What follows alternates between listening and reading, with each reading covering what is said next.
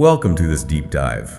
We are incredibly glad you're joining us today Yeah, it is great to be here. because we are tackling something that I think everyone listening right now has felt acutely over the last few years. Oh, without a doubt. I'm talking about that sheer overwhelming exhaustion of trying to constantly stand strong in a world that just will not stop shifting. It's relentless. It really is. You know the exact feeling. You wake up, the market has suddenly flipped entirely. Right. Or your specific industry is going through some massive unforeseen disruption. Exactly. Or maybe your personal life is just throwing curveballs at you left and right. And the default reaction for so many of us, especially high performers, is to just brace for impact. Yeah, you grit your teeth. You grit your teeth, dig your heels into the dirt, and try to muscle your way through the volatility. And it is exhausting, even just conceptualizing that state of being, that constant, unbroken state of tension. Just the absolute refusal to yield. Right, and you see it everywhere, whether you're a founder trying to navigate a volatile business landscape, a portfolio manager handling complex investments during a downturn, or just an individual trying to get through a genuinely brutal year. Yeah. Trying to be the immovable object against an unstoppable force, it takes a massive, often hidden toll on your resources. It really does. It completely depletes you, which is exactly why today's source material is so incredibly relevant to the current moment. Absolutely. Today we're pulling from a really fascinating guide called The Bamboo Strategy, Mastering the Art of Resilience. I love this text. It's so good. And our mission for this deep dive is to extract the ultimate science of survival from what at first glance sounds like a very gentle, almost passive Eastern philosophy. Right, because we are taking natural observation and applying it directly to hyper-modern, high-stakes environments. Which is such a brilliant juxtaposition. It really is. We're looking at a biological reality that has survived for millennia and translating it right into the boardroom, into investment strategies and risk management. So to set the stage for all of this, the foundational philosophy is anchored on one specific Japanese proverb. Right. And it goes like this. The bamboo that bends is stronger than the oak that resists. A classic. Okay, let's unpack this. Because on the surface, honestly, that just sounds like a nice poetic reminder to be humble. Yeah, it sounds like something you'd read on a faded motivational poster in a corporate break room. Exactly, just a platitude. But Yeah. the argument here is that this is so much more than that. Oh, it is an aggressive survival tactic. Yeah. And this is a crucial distinction to make right at the start. Right. We aren't talking about humility for the sake of being nice. This proverb actually represents a highly calculated framework. A literal strategy. In fact, it's the exact framework utilized by the top 1% of operators, hedge fund managers, and global strategists to navigate severe existential crises. Wow. It is a mathematical and psychological formula for remaining viable when the environment around you becomes overtly hostile. Which brings us to a massive cultural misconception that we really need to tackle head on. The illusion of strength. The illusion of strength. Culturally, we are deeply conditioned to believe that strength means holding your ground at all costs. Right. Think about it. We celebrate the CEO who never backs down from their original vision. We praise the business that refuses to change its core offering despite massive market pressure. We idolize the investor with diamond hands who holds the line no matter how far the asset plummets. We have fundamentally equated rigidity with fortitude. And what's fascinating here is how effectively the strategy dismantles that exact assumption. It completely flips it. It does. It introduces a concept that is universally true in both structural physics and complex financial markets. And that is rigidity is fragility. Rigidity is fragility. Exactly. If you build something, whether it's a bridge, a company culture, a supply chain, to be entirely unyielding, you aren't making it invincible. You're just guaranteeing that when it finally does break, the failure will be absolute and catastrophic. Right, because anything that is too rigid is inherently brittle. If an object is completely hard, it lacks the capacity to absorb kinetic energy. It can't take the shock. So a strong enough external impact won't just damage it, it will shatter it entirely. And that word is key. Shatter. Not bend, not dent, but completely disintegrate. Yeah. But wait, if I'm playing devil's advocate here for a second. Sure. Isn't consistency how you build trust? Like how you build a brand? Yeah.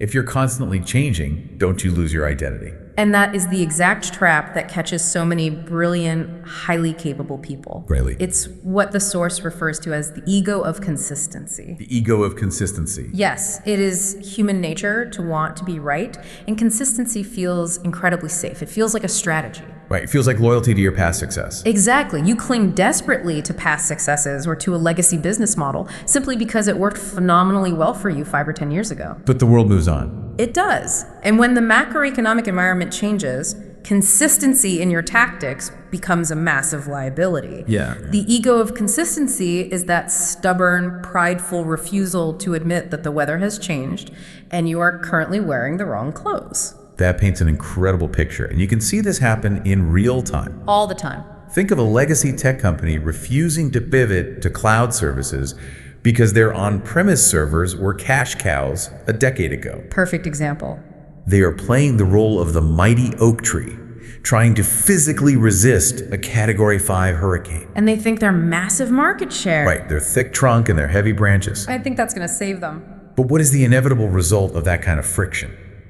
Because they refuse to bend to the changing reality of the industry, they don't just lose a few clients. They get entirely uprooted. Uprooted. The very mass and rigidity they thought was their ultimate strength is exactly what gives the storm the leverage to completely destroy them. Exactly. The storm uses their own resistance against them, and that transition from the metaphorical tree to the physical reality of stress management is deeply analytical in the text. It really breaks down the physics of it. It does. We can actually break down 2 distinct models of handling crisis, the oak model and the bamboo model. Let's look at the oak model first, because it's how most of us naturally operate. Right. This is a linear model of stress. When the oak tree takes an impact from the wind, it takes it at a 1-to-1 ratio. Every ounce of force from the hurricane is met with an equal ounce of resistance from the wood. It resists, and it resists, and it resists, absorbing all that sheer localized trauma.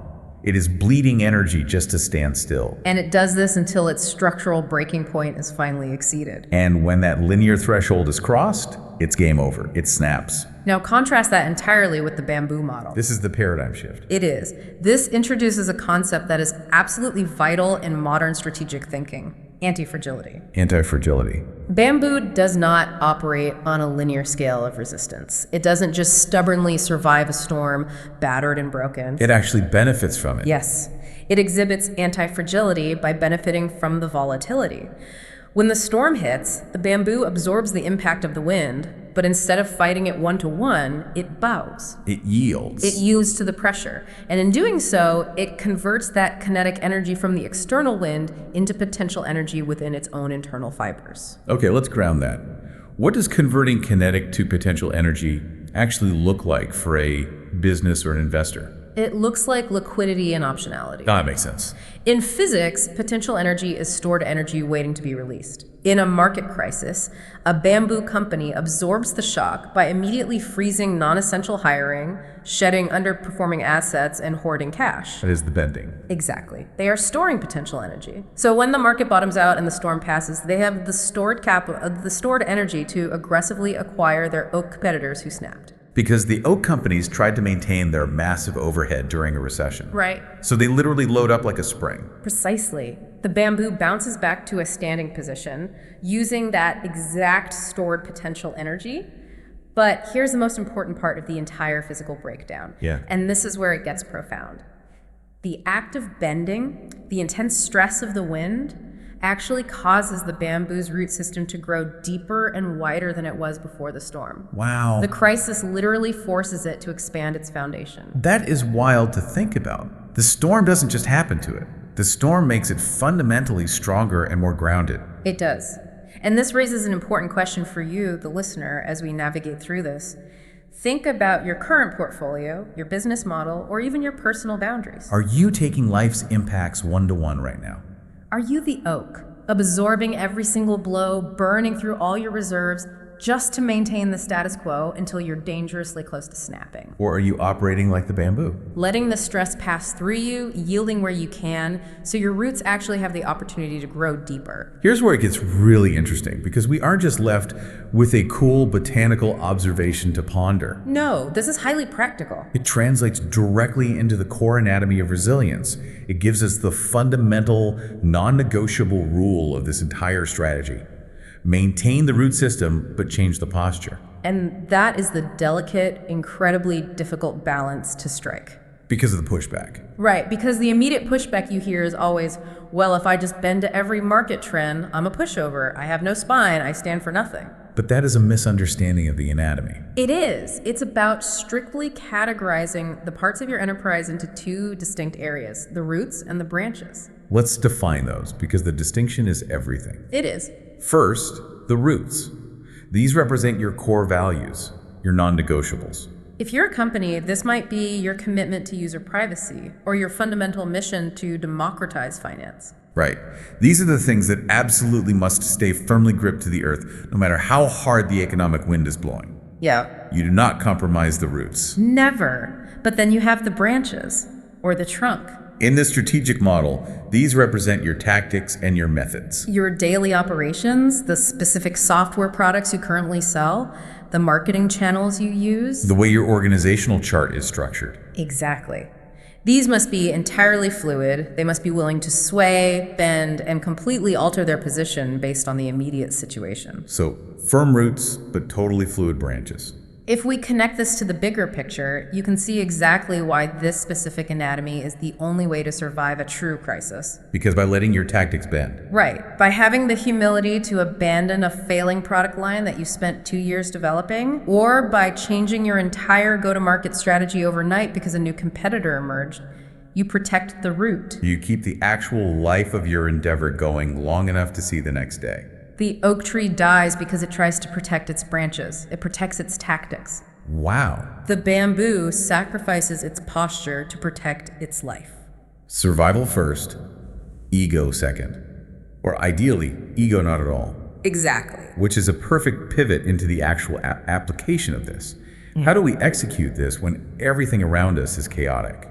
Because theory is great, but action is what saves you. Right. The source provides a highly actionable roadmap to develop a bamboo mindset.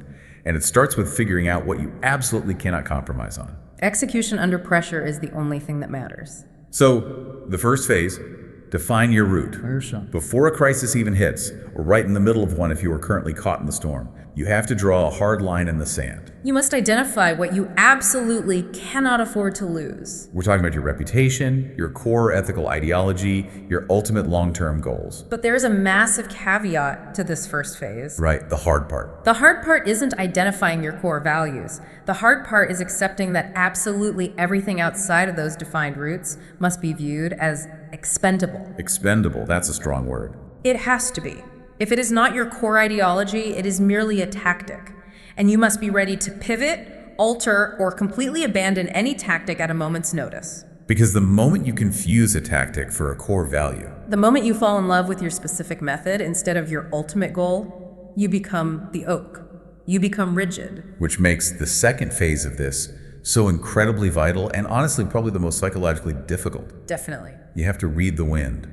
And the concept introduced here is radical acceptance. Radical acceptance. You cannot lie to yourself. You cannot sit in a boardroom and pretend the storm isn't happening. If there is a massive economic downturn unfolding, or if AI is actively making your core service obsolete, or if you are facing a humiliating public failure, you have to look it right in the eye. No sugarcoating, no toxic positivity. You must accept the reality of the wind immediately. Because denial is just another form of rigidity. It's the ego of consistency, trying desperately to pretend the weather hasn't changed. And the psychological friction here is intense. It hurts to admit that your grand plan is failing. But the faster you accept the harsh, objective reality of the wind, the faster you can begin to bend. If you spend the first 6 months of a market crash insisting that it's just a temporary dip, a light breeze, you're taking those impacts one-to-one. You are bleeding cash and morale. Radical acceptance allows you to yield instantly, minimizing the structural damage. And once you've accepted it, That brings us to the third phase. Which is where the real magic of the strategy happens. Absorb and redirect. This clarifies a huge misconception about what it means to be flexible. Bending is not surrendering. It is not throwing your hands up and letting the market destroy you. Not at all. Bending is a highly tactical retreat. Exactly. You are absorbing the energy, preserving your capital, preserving your mental bandwidth, and waiting for the exact right moment to snap back. Instead of wasting all your finite energy fighting uncontrollable macroeconomic elements, you redirect that energy inward. You stop asking, how do we fight this?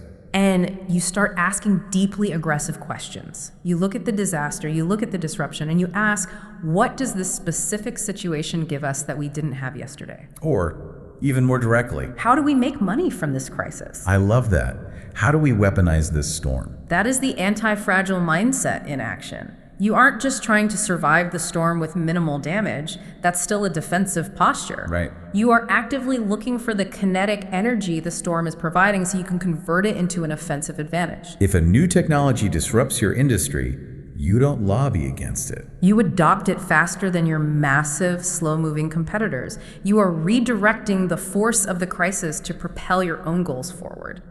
So what does this all mean? When you zoom out and put these pieces together, defining your roots so you know what to protect, reading the wind with radical acceptance so you don't live in denial, and absorbing and redirecting the energy to find the advantage, what is the end result for you as an operator? The ultimate payoff is staggering.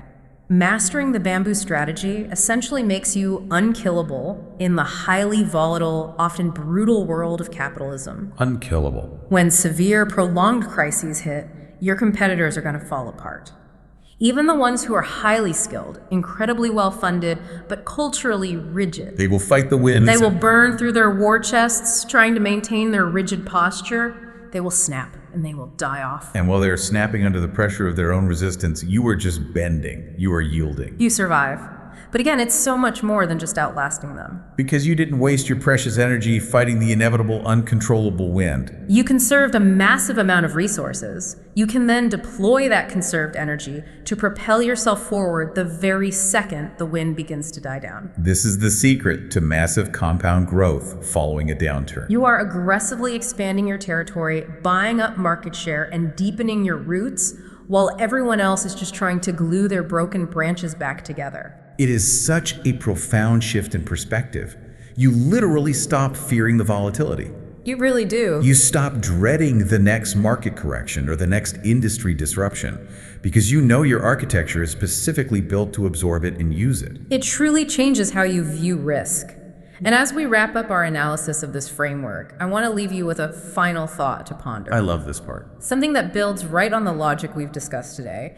We know that bamboo physically requires the stress of the wind to grow a wider, deeper root system. It needs the storm to expand its foundation. So looking back at your own life, your career trajectory, or your business history, I want you to consider the absolute most devastating storm you ever faced. The failure, the crisis, or the loss that nearly broke you. If you were to map it out objectively today, what entirely new roots, what new core values, what new unshakable boundaries, or what new profound strengths only exist in you right now specifically because that storm forced you to bend? Wow, that is an incredibly powerful way to reframe our past struggles. To realize the storm didn't just happen to you, the storm actually built you. It expanded your capacity. We really hope this deep dive into the bamboo strategy has given you a new anti-fragile lens through which to look at the challenges ahead. Thank you so much for joining us, for giving us your time, and for learning alongside us. We will catch you next time.